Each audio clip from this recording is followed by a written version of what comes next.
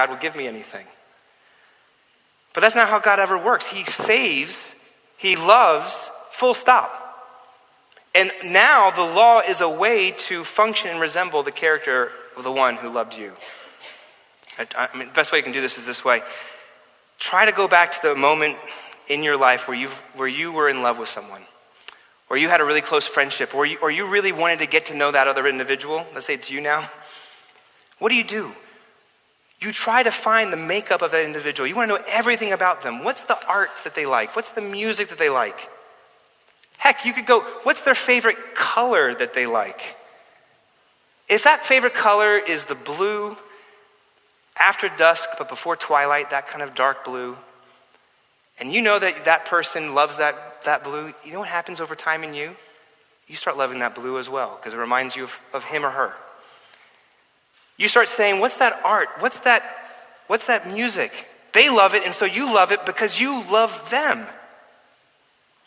And which is so interesting because these are all laws of the other individual, the laws of relationship, but they don't even feel like laws. When you're following them, they don't even feel like it. All they feel like is love because you love them, and so you love them as well. You love those things because you love them, because they love them. That's law functioning inside the promise. And so if we do the self-evaluation, folks, if you're more running away from the law of the Bible, you know what's happening? You probably don't understand the person behind the law. You're probably not getting who he is. When he is saying, give away your money, or sexual ethics are of this nature, when you're relativistic with those things, it's possible you don't get the person behind the law.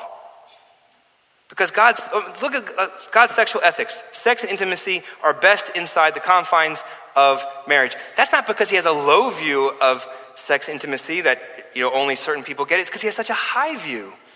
He wants it to be so good that he knows that inside the confines of a promised covenantal relationship that is now and forever, that only in that kind of trust system can you actually have flourishing sexually, ultimately. That's not so. That's the person behind the law.